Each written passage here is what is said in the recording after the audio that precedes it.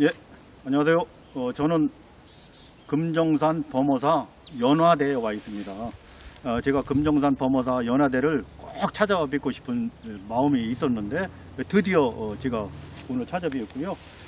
제가 금정산 범어사 연화대를 찾기 위해서 조금 고생했습니다. 쉽게 할 수도 있는데 조금 고생한 것은 제가 또 이 연화대를 또 큰 스님한테 묻기도 그렇고, 그래서 종무수나 아니면 또 일반 스님들을 이렇게 물었는데, 이 연화대가 범어사 내에는 없다고만 말씀하시고 스님과 보살님을 포함해서 다 모르겠다고 하셔서, 이 부분을 제가 이곳까지 왔는데 이 부분을 못 보고 가면 안 되는 것이고 해서 제가 관심이 많기 때문에, 모른다고 해도 저는 찾을 자신은 있었지만 제가 평소에 존경하는 이민수 교수님께 전화해서, 이민수 교수님은 저보다도 더 많이 관심을 갖고 대한민국의 연화대에서 다비식이 진행되는 과정을 직접 찾아뵙고 책으로 스님 불두르고 갑니다라는 책도 내고 해서 이민수 교수님한테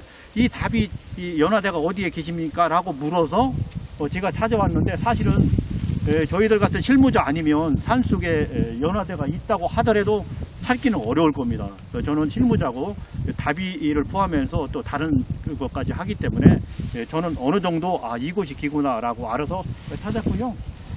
칡렁풀을 포함해서 잡풀들이 너무 많아서 이곳을 제 공부의 욕심도 있고 여러분들께 소개해 드리면서 이런 부분에 대해서 말씀드릴 부분도 있고 해서 제가 조금은 이렇게 손으로 넝쿨을 제거하는 이런 작업을 했습니다. 왜냐하면 이걸 보여드려야지 되기 때문에 그런 작업을 했고요.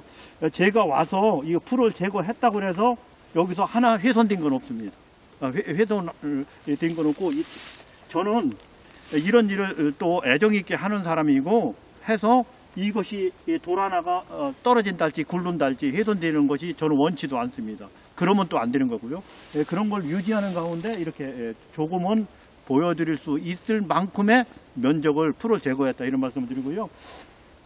제가 여기 찾아온 이유는 이런 이유가 있어요. 우리나라 다비 역사가 다비 방법이 동남아 국가 중에서 아주 특별하고 우리만의 색깔이 있었는데 근래 와서는 그런 색깔이 없어졌습니다. 그런 색깔이 없어졌는데 누구 하나 거기에 대해서 지적하는 사람이 없거든요. 이건 매우 중요한 사실인데, 다비는 대한민국 다비는 동남아에서 유별나고 특별하고 그런 독특한 색깔이 있었고, 독특한 색깔 중에서도 문족마다 또 색깔이 달랐습니다. 서울에 있는 문족, 전라도에 있는 문족, 경상도에 있는 문족, 충청도에 있는 문족, 이렇게 달랐다, 다비하는 방식이.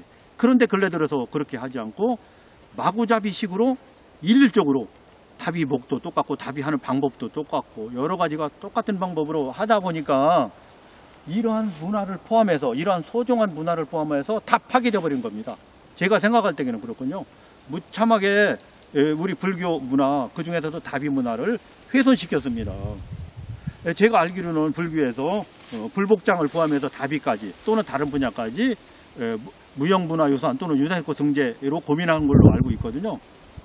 그러면 이런 문화가 다 파괴됐는데 무슨 면목으로 무형문화니 유네스코니 할 수 있겠어요? 할 수 없는 거죠. 한다손 치더라도 명분이 약할 수밖에 없는 거잖아요.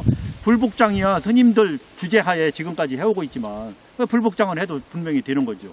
다비는 꼭 스님들만 한 것이 아니라 근래 들어서 외부인 전문의사, 전문 인력이 하다가 보니까 이런 문화가 사라지고 또 현대화 신식화 되다가 보니까 이렇게 되어서 제가 그런 문화를 꼭 옛날 방식대로 하자는 건 아니지만 옛날 방식을 유지하면서 그 문중의 특성 색깔을 존중하면서 다비도 해야지, 거기에다 신식을 융합시켜야지 무조건 신식이라고 하면서 이런 것을 다 훼손하면 안 된다는 점을 제가 눈으로 보고 또 여러분들께 말씀드리고 또 제 실무 공부도 할 겸해서 이렇게 현장을 찾아와서 여러분들께 소개 말씀드립니다.